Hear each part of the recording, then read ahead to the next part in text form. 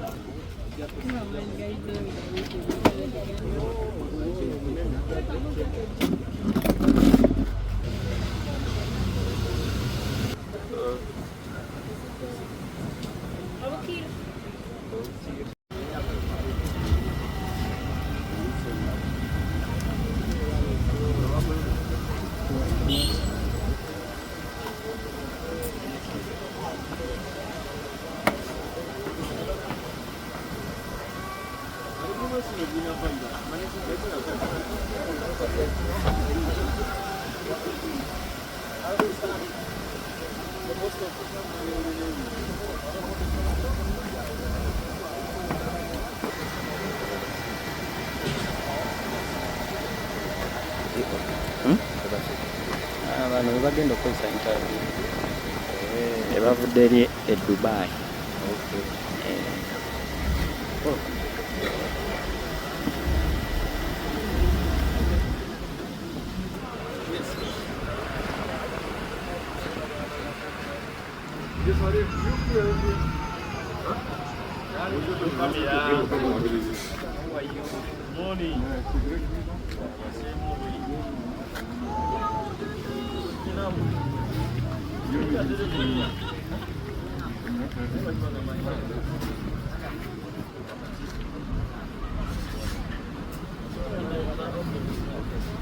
Tambula.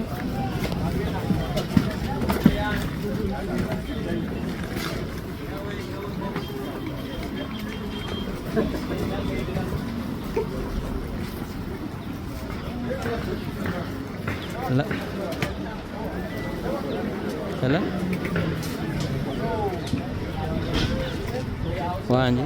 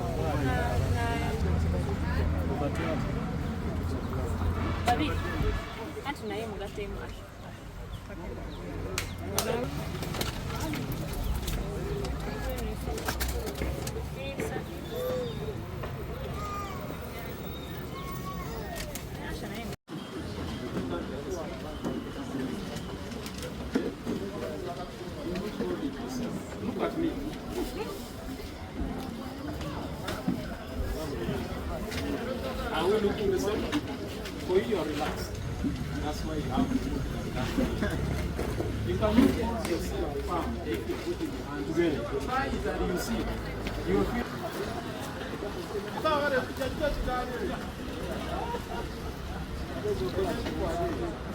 Now, if you see me.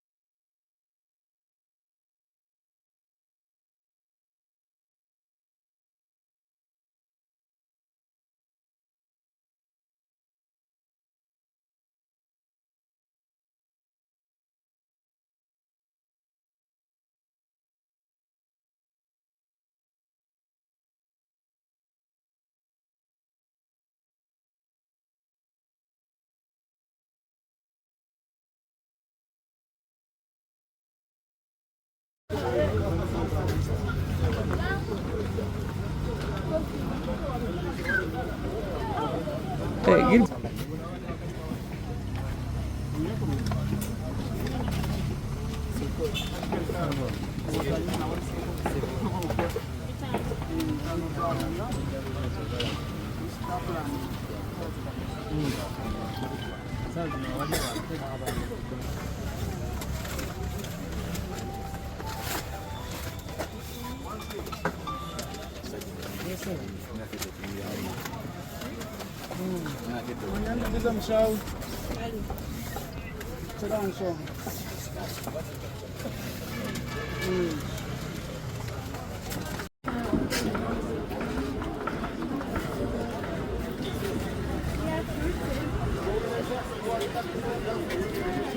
You still remember what I said?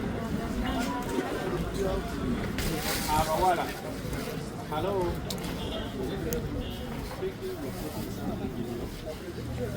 That alone can make some really stiff. Here. Excuse me, ladies.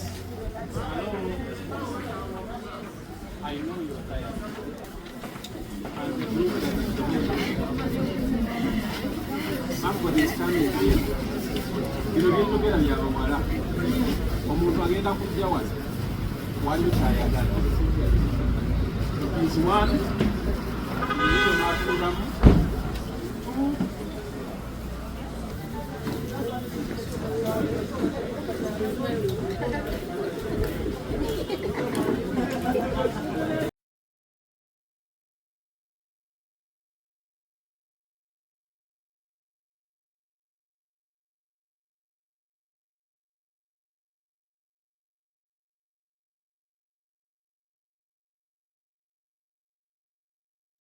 So I'm going to talk to you shortly, and I will concentrate on you brothers and sisters that are being interviewed to get the visa, just like you have.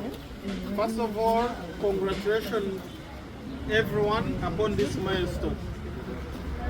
Getting a job is never easy. Now that you have a job, you're at least a step somewhere. Some of you that would be seeing me for the first time, is there anyone seeing me for the first time? Really? By show of hands, anyone seeing me for the first time? Okay. I don't need to take it for granted. Let me introduce myself. My name is Asha Ajojo, and I'm the CEO of Legit Recruitment. I'm most delighted to see you today and to bless you as you move overseas to start a new career, to start a new job.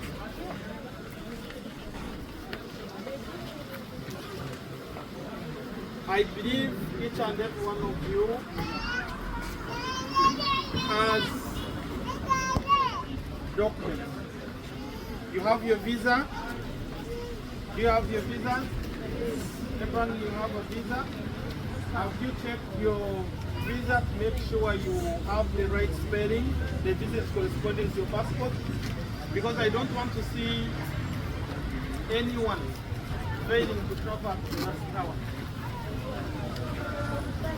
So by now, I expect you to have checked and verified your documents. You have everyone, you have your visa in hand. Can you show me? Everyone, raise your visa.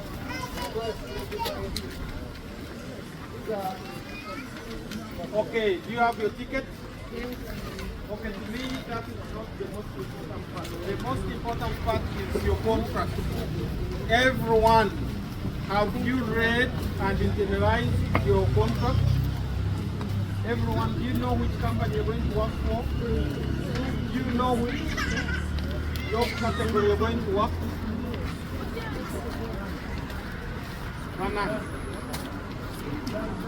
There's someone who has said no. Okay, I'm going to explain. So at Legit, what we do, we connect a job seeker to an employer. Once you're here, we take you through the available jobs. You choose your preferred job category. Yeah, sometimes for interviews, sometimes to read and check through your contract. So my task is simple. I want everyone today to make sure they go through their contract again. As we are taking you, I want you to review your contract, the terms. Are they the desired terms you want to work under? Those same terms. I don't want someone to reach and say, I had preferred to work as a security guard, but I'm working as a warehouse helper. If you find you don't have your preferred job, it's better to stay here. Do you understand what I'm telling you? I would prefer everyone to move and work under a company that you know and the same time that you do what? That you do know. So that's the first thing. So in case you're not sure about what you're going to do, it means you missed some steps, but it is not too late. In the remaining minutes, check with my staff. Check with my staff, let them explain to you. Okay? Then we have, normally before you get your visa and ticket, my staff will give you your contract to read through and verify. Did everyone read through their contract and verify? Did you sign? So that means everyone knows what they are going to do.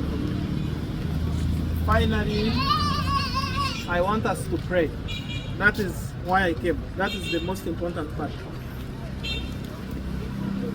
I want us to pray so that whatever we are going to do, we have God's hand in it. You get? Because our major motive is income, go and earn. But as we earn, whatever income we get shouldn't just be wasted. We should be able to save it and put it to good use.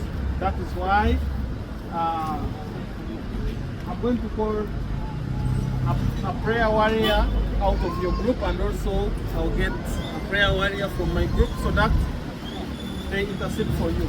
Okay? I understand we have two groups. The males are going to work under a company called Align as warehouse helpers. Then the ladies are going to work under Serveview as janitresses, right? Those are the two groups. Okay?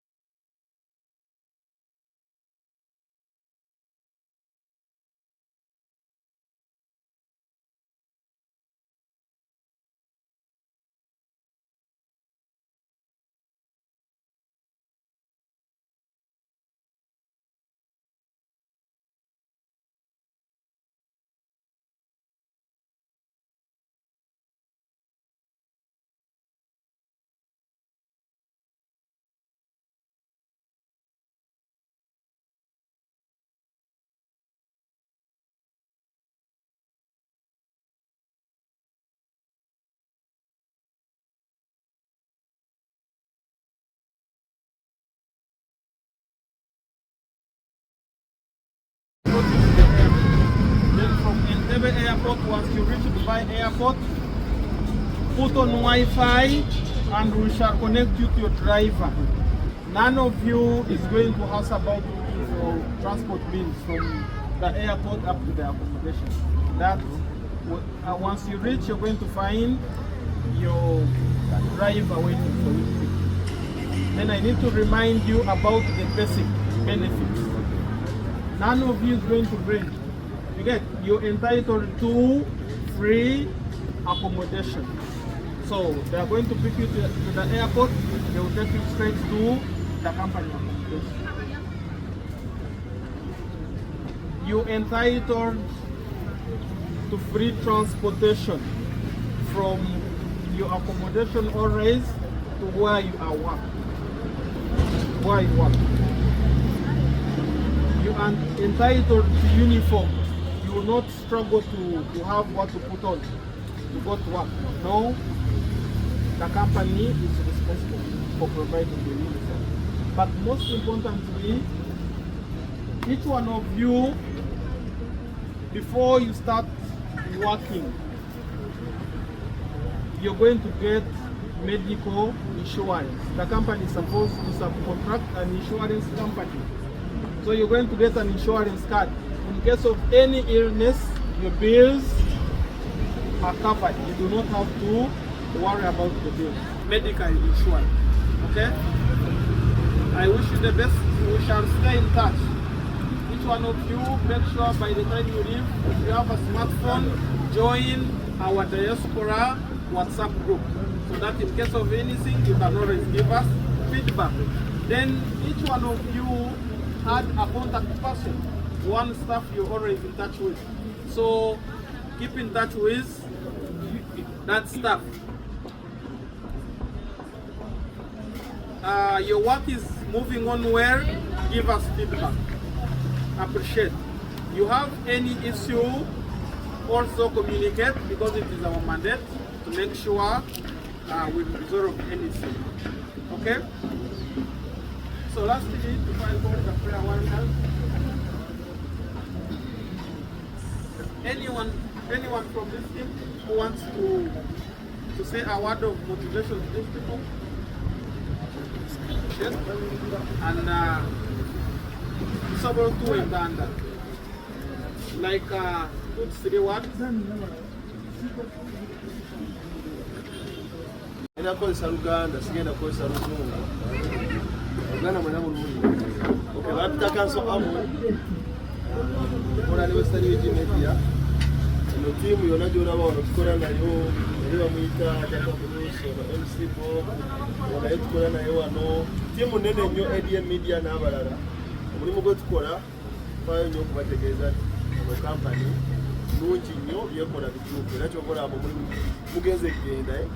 So kati nze kyembasaba oba kyenyinza obagamba oba ogenze sagala okutogere muno gwolesewa osobola omuwabula n'omugamba nze nagenda nawe osobola okujja ku legisi n'okola otya n'ofuluma basinga batya olw'okuba abayaye bafuuka bangi kampani zibya abaana bangi naye kati mu ngeri gyemufulumye tubeere bambasada tutuyambeko okutegeeza abasigadde Uganda kibojja ku legiti ogenda kufuluma ogenda okola essente mpozi n'ekirala ekisemberayo ddala mugenze kukola sente sagala obeke gwe weesigane sente zo no sente zo zizo ekyo kikubeeremu ze ngubuuliranga munaana sente ne babeera maama wo zimala ne zikyuka olulimi bw'oba ogenze leka bakukyawemu ak'olumu naye obonabonera akasente k'okomewo wano obeko kyokola ki kyokolamu kale ojja kwetonda ng'okomyewo mukitegedde naye akasente ko kapulaningire bulungi bonatoli stede kati omuntu gwolese Uganda abasinga bali bubi ogenda muwa sente zo omwesigane sente zo zonna okomewo nga tezikoze eki so oba ogenda kwesiga omuntu naye kumwesigane sente zo make sure omuntu oyo omwesiga nnyo kuba abaana bangi bagenze bweru ne babonaabona ne bakola ne batoba ne bakoma wano nga tebalina kye balina naye nga sente bwe yali aziwa tamanyina gyakoze eki gyali abawala abavubuka mugenda tukayo mugende ku intaneti mulina wifi yabwereere abavubuka abali e Uganda batandika bakwanira ku social media babalimbe omuvubuka omulabire ku social media otandika omuwa sente zo. My sister ogenda kukaaba. Ekirala abaana basiga bamala okufuluma ate kati kasaawa zino mwadde mwagala genda kukola mufune ku ssente mukyuse obulamu. Nate omunaatuuka eri mugenda kwefuula abaherepa kati muyamba nnyo abali eno kuba ffe tuli bubi nnyo kati otandika okwagala okuyamba buli omu. G'osanze ku live ng'akaaba okuwaddeyo 10, g'osanzeewo akuwaddeyo 2, oseye ng'obonaabonedde bwereere. Saagala weekwase n'ekiri genda ekirala bw'onaatuukayo tebakulimbalimba n'ova mu kampani gy'ogendeddemu ne bakulimba bw'onaafuluma ogenda kufuna nyingi sooka weegendereze. Kuba bonaabo omaze okujeema n'ova mu kampani eyo gye bakutwaliddeko contract n'ogijeemera ate tusaagala bw'ofuna obuzibu ate okaabe ng'okaabira n'ekiiti ekyo obeera okikoze nga Mapita Council Amon baagala nnyo Mukama abatambuze bulungi. Okay, right.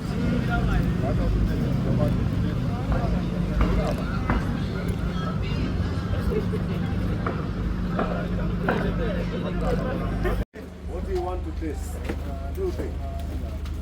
Whether you can express yourself and pass information. And you also want to know who. No one hires a stranger. Even yourself with the maid at home, will you hire a stranger? You will ask, where are you from? Where is your mother? Where do you stay, right? You want to know. So even him, same thing. Next thing, understand. Be able to communicate. You can pass in information. You can pass in, and I will tell you this one. If you're saying, I'm a security guard 15 years, then you better have at least even 10 years.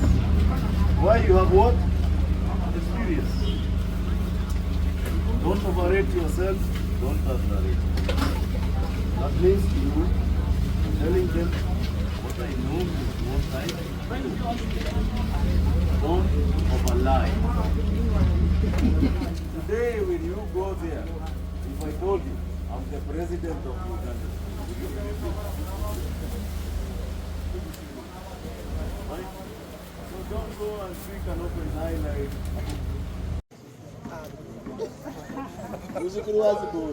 Yes, sir.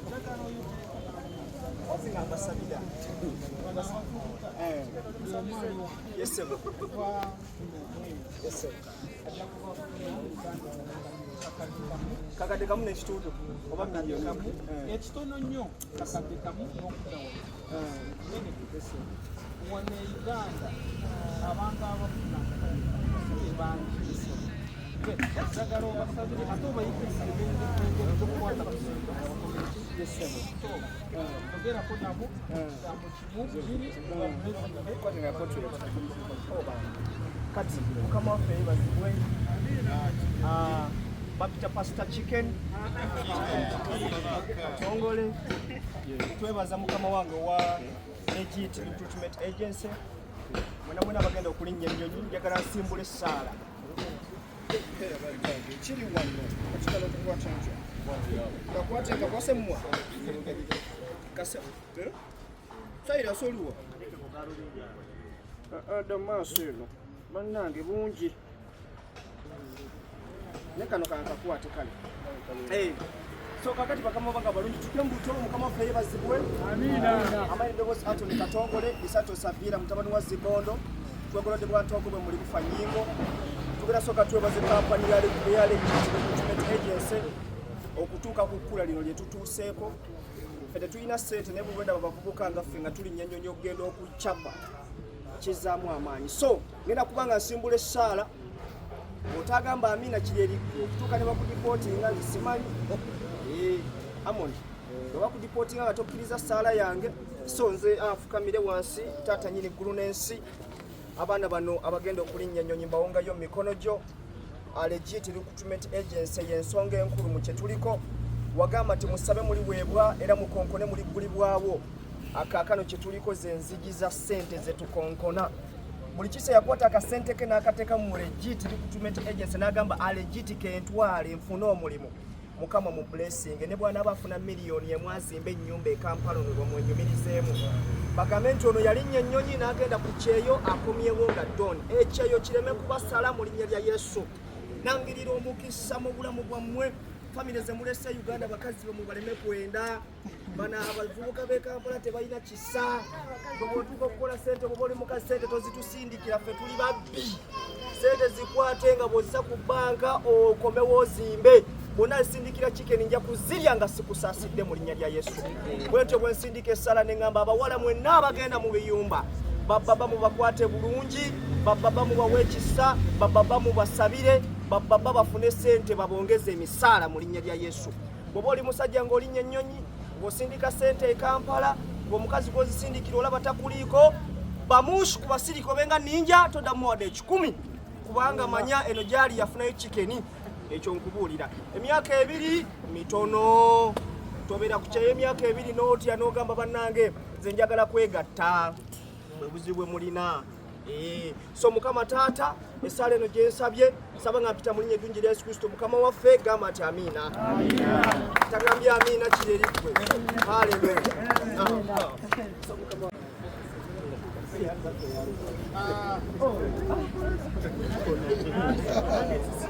Gentlemen, this is our colleague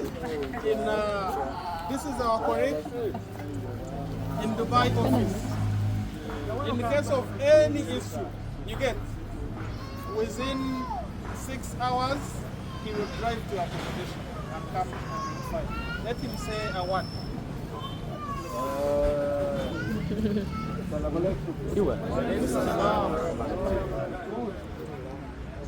No energy? Energy, Baba. Here? Yes, sir. We search for great prayer, we bury you if you don't want to go. Okay, then we'll not see. Uganda is powerful people. True? True. So as we are going to Dubai, let's go there with good mind, positive mind. Leave the useless mind here in Uganda. We are going to find another life in Dubai. True? True. So as we go there, number 1, let's learn. 2, let's agree. The change of life, change of climate. Let's see what life can change. Let's see what we need to achieve and learn.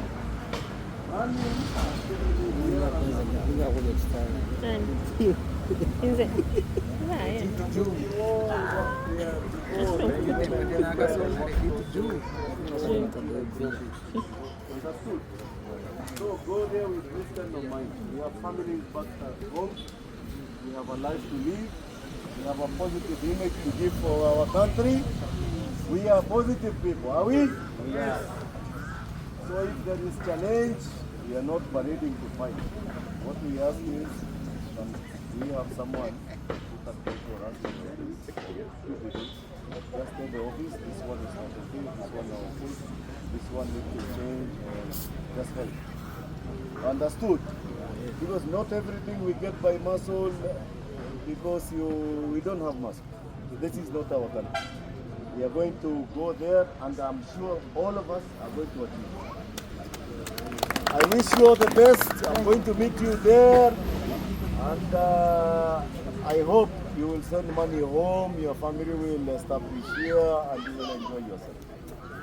Understood? Because we are all going for our families. True or not? True. So when we go there, we have to sacrifice small for our people. So sacrifice for, let's say, for our country and our people. And our families are joining the country and our people, right? I love you.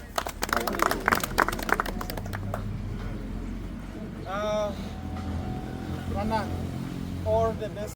1 minute.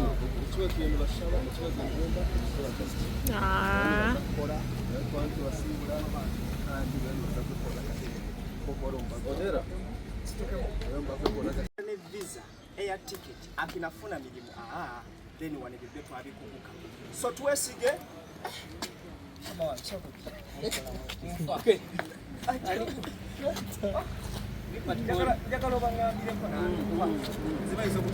Wabula kye tuyinza kye twagala obagamba bw'obanga omanyi oyagala kutambula ogenda okola esente osusa obulamu kampani gy'olina okwesiga bagiyita legit recruitment. Legit recruitment ju legit ju legit ju awulira bonna nange nkogeremu legit ju.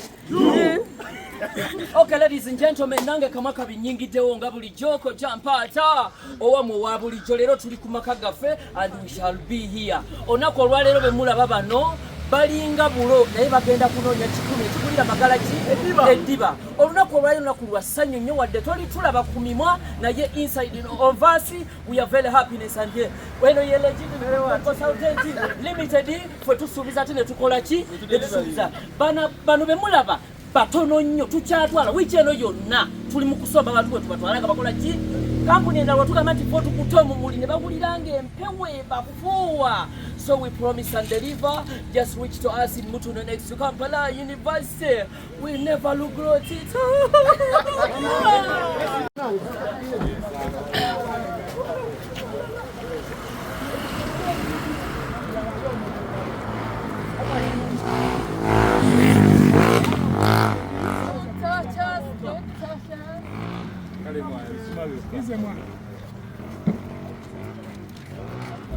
Zagiri boze kankuleke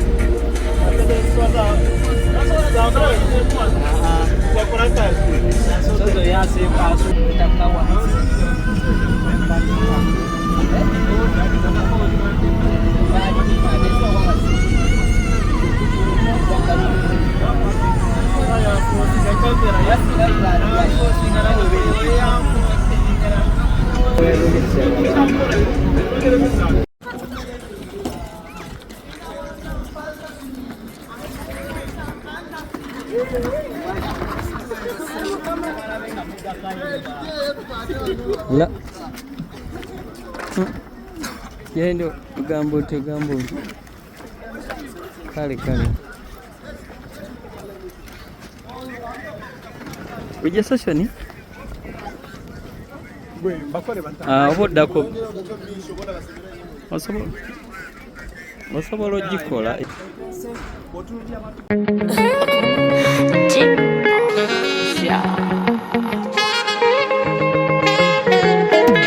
Mama, nasoka nendokoka ejane nsamira na devoli wa mungezesa nekuma kabanya kempewo z'ekikane bajajamba kowola ekulani nengisoma nenjiga neswala buli saidi nina okufuna nenfuna kadde nezira nekusomereyo nenyongera kulungereza waneno nabanga uli kubala bamusa yango baoko neyo mukibanda obuyayewa aido wansenayoko naitanga wano kubigere, naitanga wano kubigere, naitanga kubigere, yamu uyo wankwatite.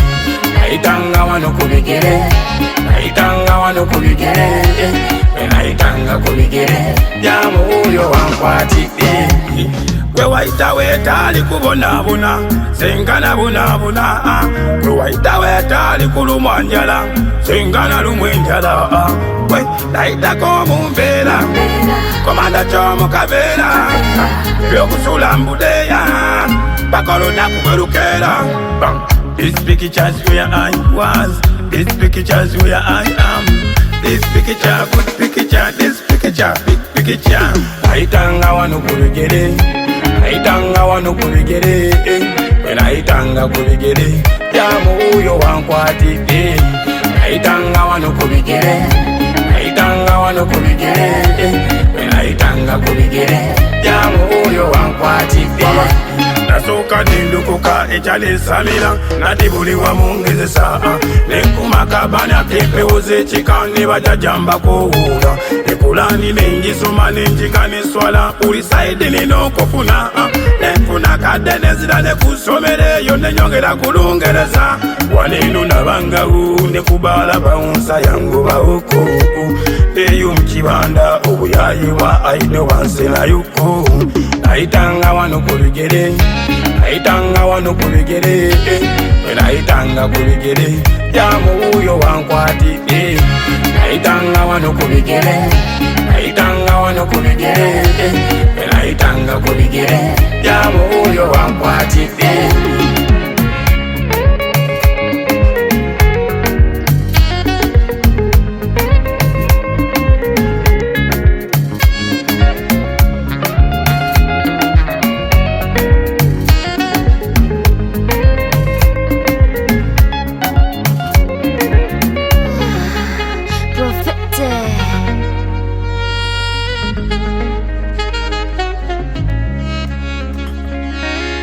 Showtime.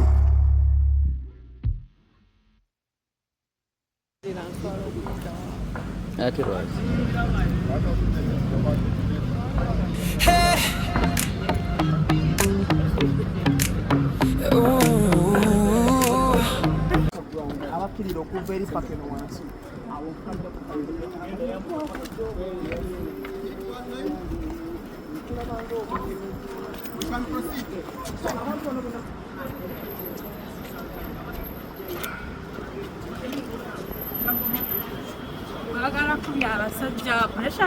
ate batya ojja kuba oli mu nnyonyi.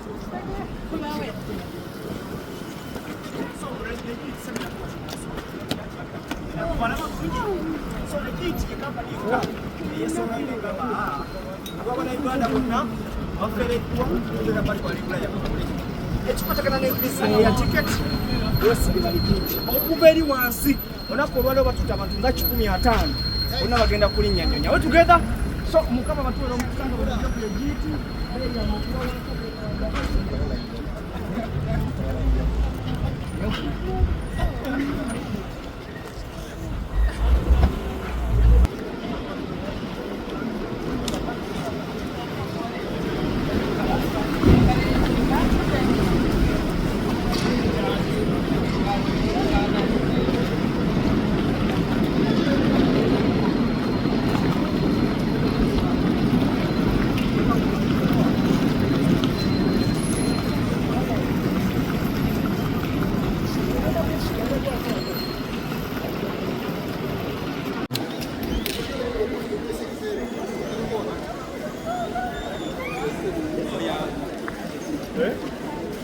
wali Bana mo bali.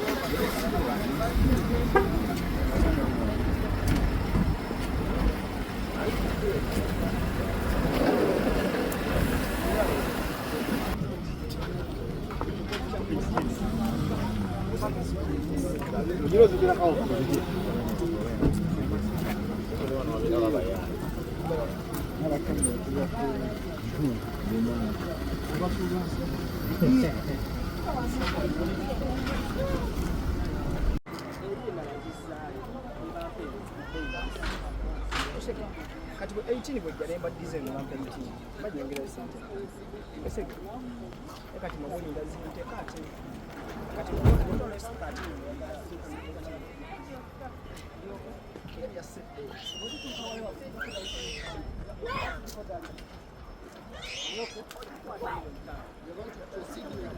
ate kati no kaya yasenzo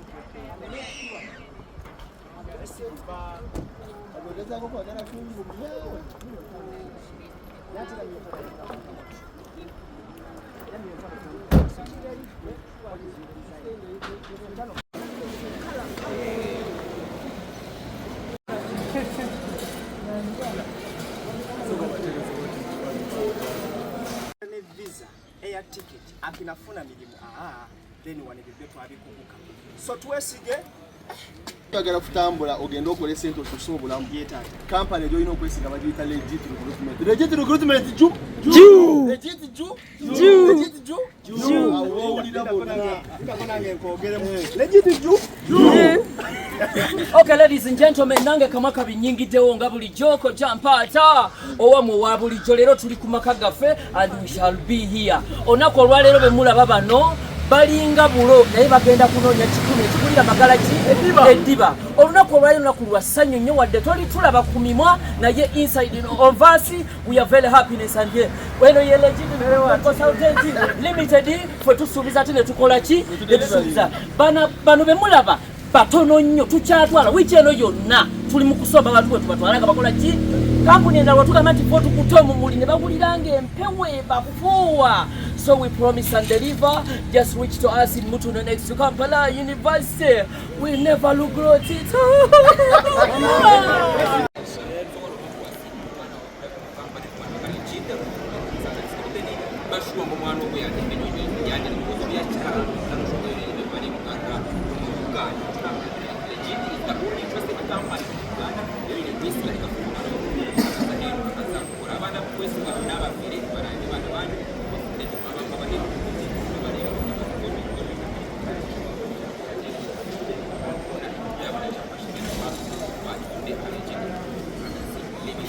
Media, because we chat about